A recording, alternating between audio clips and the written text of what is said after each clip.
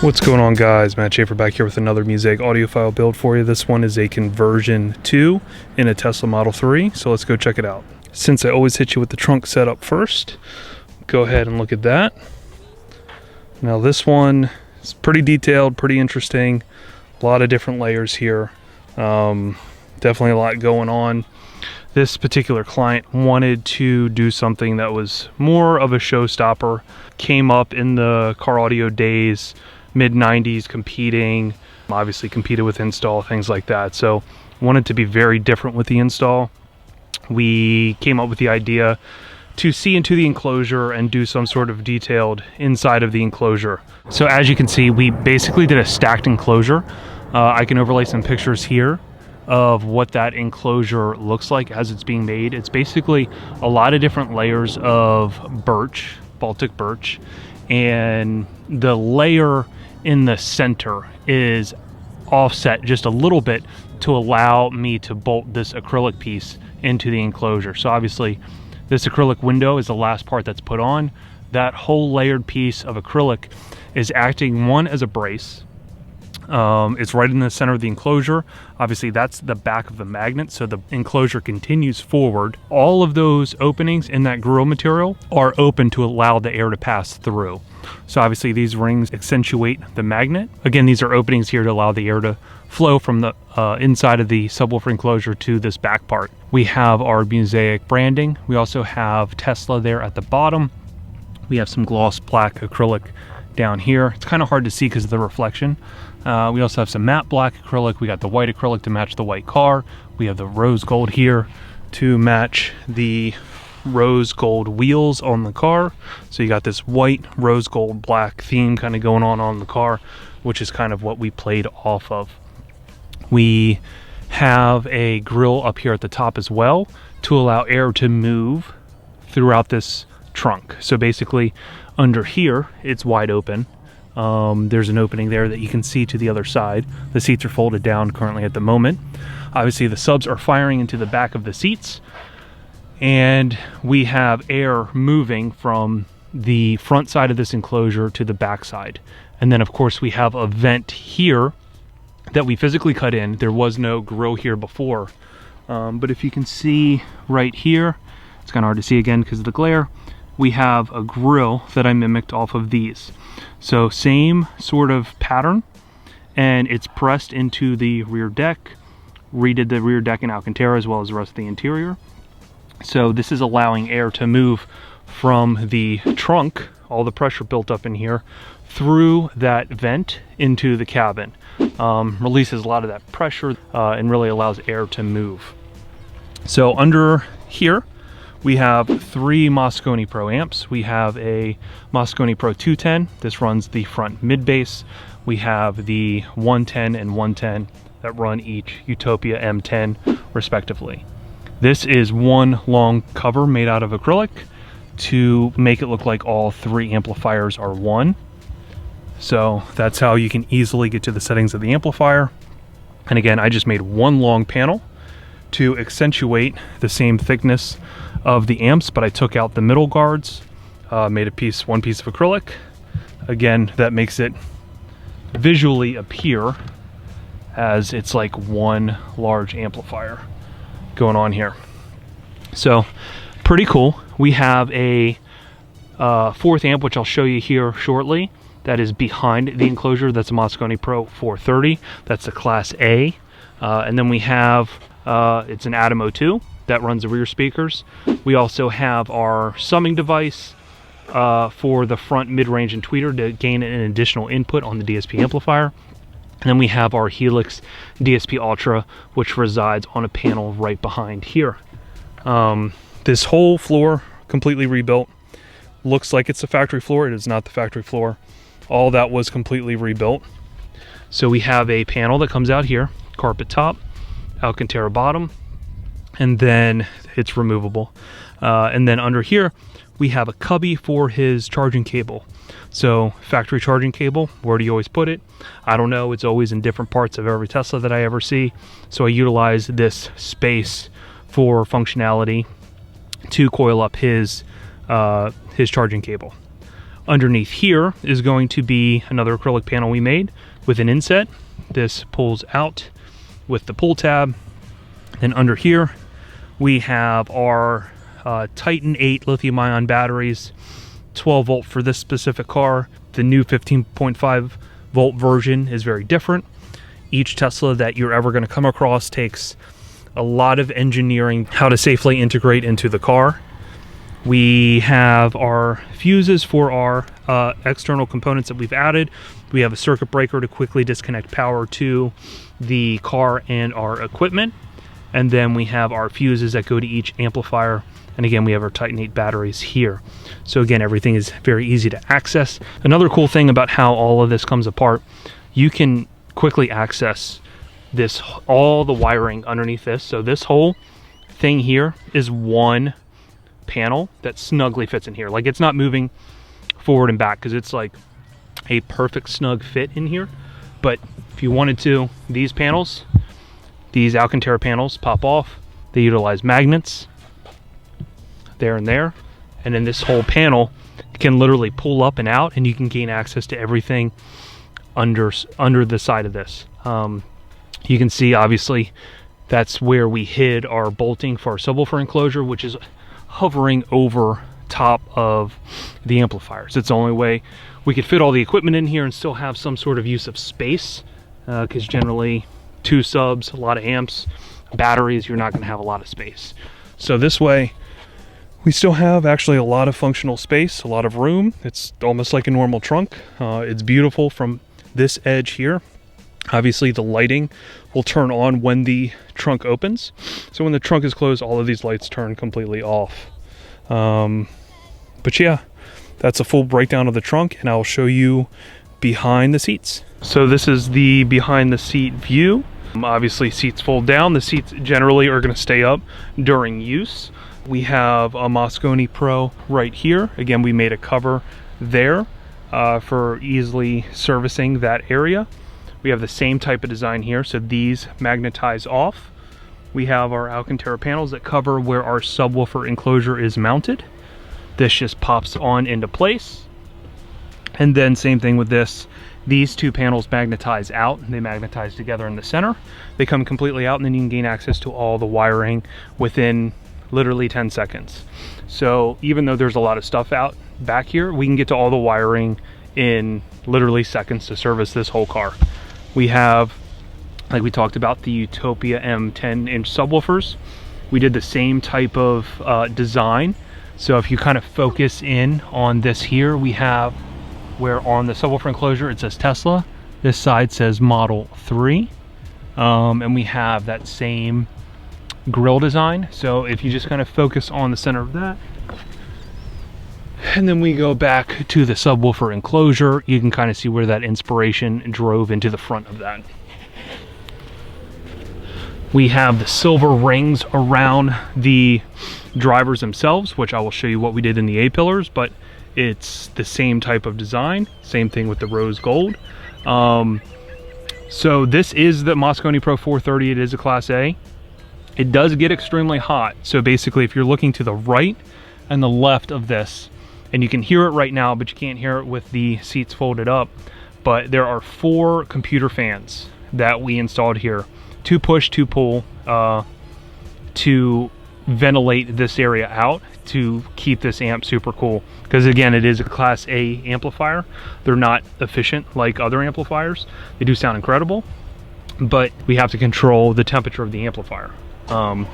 You can see these panels here. I utilize the same exact circle design that you see on the amplifier, same everything. So it just kind of looks like an extension of the amplifier, to be honest. It was the best way to integrate everything in. Again, fans keep everything cool. I can feel a lot of air being moved from underneath this amp rack. And yeah, that's kind of the idea behind the enclosure. So both sides fully finished off, tons of detail, not simple by any means, but that's kind of the full back end in a nutshell. Here's a view of the seats back up. This is going to be the main view when you're utilizing the car. And again, we have that grill up there allowing the air to move into the cab. And then you can see the headliner all black Alcantara suede. Of course, we did all that as well. We converted everything over to black. Now, as far as the interior goes, pretty straightforward. If you've seen my other videos, you've kind of already understand this concept, this grasp, and how we attack these cars, and most cars to be specific, is we always go with a three-way front set of speakers if we can help it. Just the benefits you're getting from a three-way over a two-way are always going to be completely vast, the differences between the two. When it comes to staging, getting the speakers in better locations, getting the attack up higher on the dashboard, having more mid-bass obviously is going to help the transition from the subwoofer as well, image to the dashboard. But we have a Focal Utopia M8 in the door. Here are some pictures to overlay that show behind the door panel. Obviously the full door panel was taken off, the glass was taken out. We sound treated the entire door, the exterior, the interior, and the physical door panel all together. And we used a combination of hush mat, we used sound shield acoustic foam, and we also used black hole tile to absorb a lot of that energy within the door from that mid bass. Custom speaker adapters were made out of acrylic to bolt into the factory location. And then obviously you can see the tweeter there. That's where the factory tweeter is. We remade a new pod that basically snaps into the factory location. We utilized a Focal Utopia TBM tweeter, and you can see that oblong design, which is the shape of that tweeter behind that custom grill that we made, that grill and that trim. So obviously all this was made, this trim, this rose gold, and then obviously we made our own press grill to fit right in there. And if you look at the A-pillar, we have the 3.5 Utopia M driver here, and we did the whole headliner like we talked about in the black Alcantara, continued that down the pillar, and we use a combination of matte black. We have our white, our rose gold, and then our silver trim with the chamfer on it around the grill here. So that's what I was speaking about when discussing the subwoofer trim, that same silver trim is going to carry to the front speakers as well. So the theme of everything that you're seeing, especially this rose gold, has been carried as an interior element throughout the whole car. Obviously there was none of the rose gold here, but we made it be a part of the theme. So again, just wrapping up the pillars, the TBM tweeters, the mid bass driver in the door, and then here we have our main area to control the audio, which is our Helix conductor. Obviously this is not what it looks like as you buy it. I made a whole new knob assembly. There's some opaque acrylic back here to really diffuse the light, make it look a little bit more produced in factory. And then there's a little bit of trim there that hides over top of the direct LED dispersion to make it look, again, a little bit more organic in factory. Also included that white face of the knob to, again, carry on with the full design. Also finished off with our silver trim ring like the speakers. Rose gold accents here on the side. This whole panel is more or less just a lot of design acrylic to make this piece look factory, make it look like an extension of the MCU display. And this is where we're going to control our overall volume, our subwoofer, and then adjust our presets. So speaking about our presets, we have preset number 1, which is going to be our factory radio, or MCU. Everything that went through this sound-wise is going to go through preset 1. Nothing is going to change other than the fact that we have great speakers now over the factory speakers, and we have great imaging, great tonality, all that kind of stuff with the factory system and factory sources. Now, the biggest problem to always overcome when it comes to factory radio is the factory signal. Obviously, they're not designing this to have high fidelity. They're only designing it to be as good as the speakers that they're putting in. So the factory signal is always the biggest thing to overcome. In this case, there's no factory integration module, so we are repairing a lot of the signal, re-EQing things, re-time aligning things, putting in different filters to make the factory sound as good as possible. Because of that, it's not an organic signal, right? We're doing a lot to try and make it better or repair it. It's like taking an old pixelated picture from 1995 and trying to make it look like a picture of today. It's just not going to happen, and you're going to get so far away of the organic product that it's just not the same thing anymore. So that leads us to our second preset, which is a Bluetooth chip that goes directly to the DSP processor.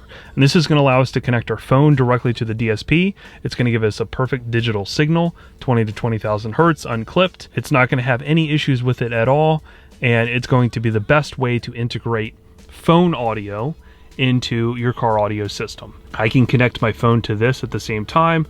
I could be playing music from my phone and still see the information on the Tesla display. So you're not losing any factory features.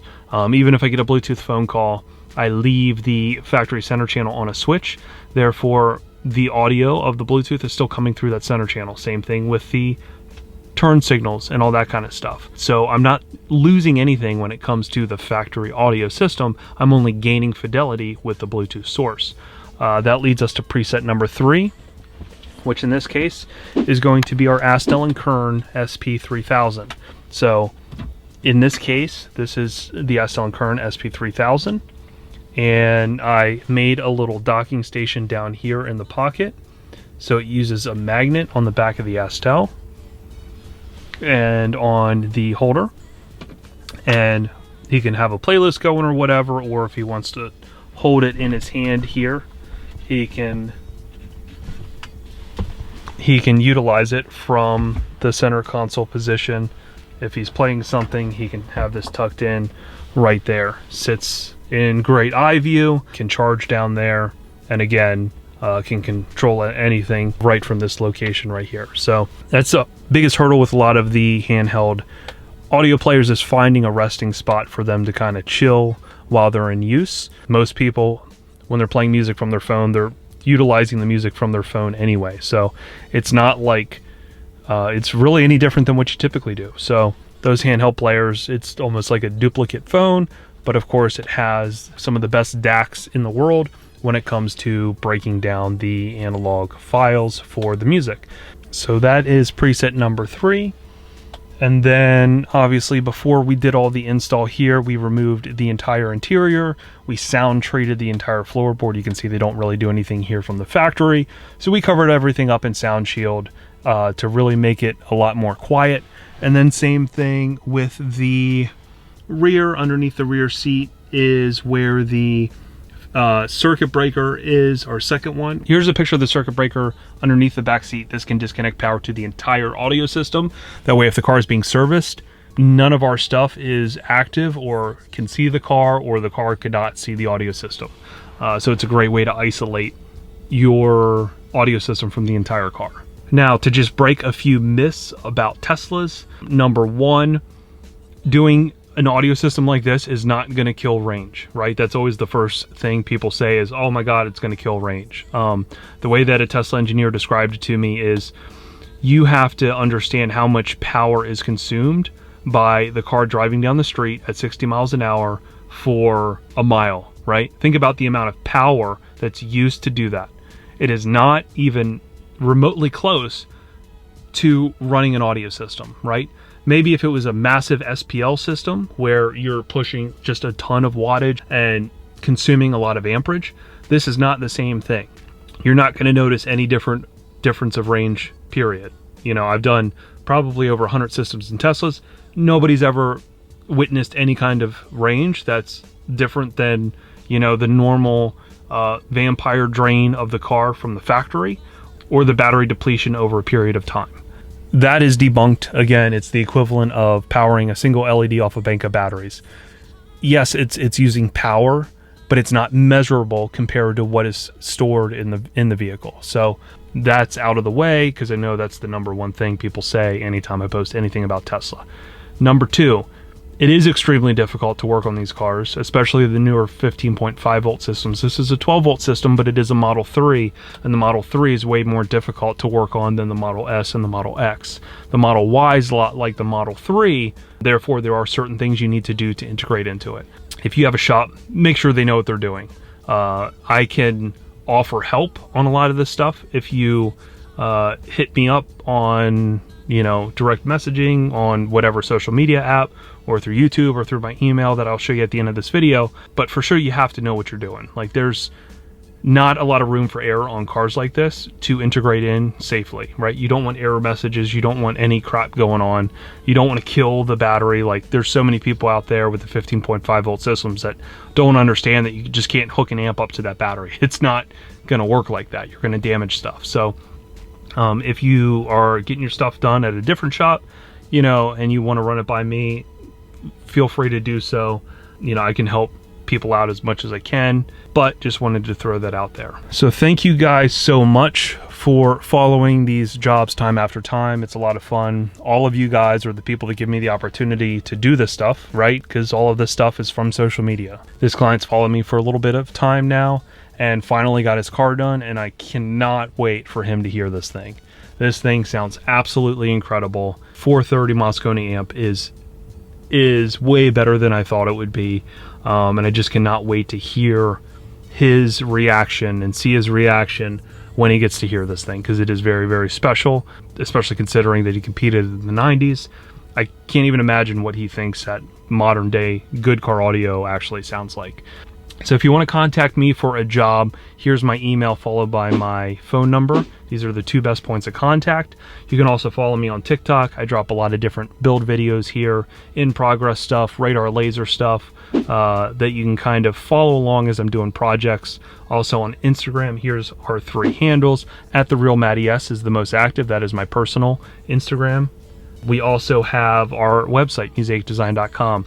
This is a good spot to see all the different vehicles that we've done, the full collection, see the different tiers of jobs we've done, see the radar and laser, and it's also accompanied with the YouTube video and the build log for each individual job. So go ahead and check that out. If you haven't subscribed yet, hit that button and then also hit the notification alert. That way you're notified anytime we drop a new video. That way, if you like this project, you can see the next project, so on and so forth. And then check out our back catalog of other jobs. We've done a ton of Tesla.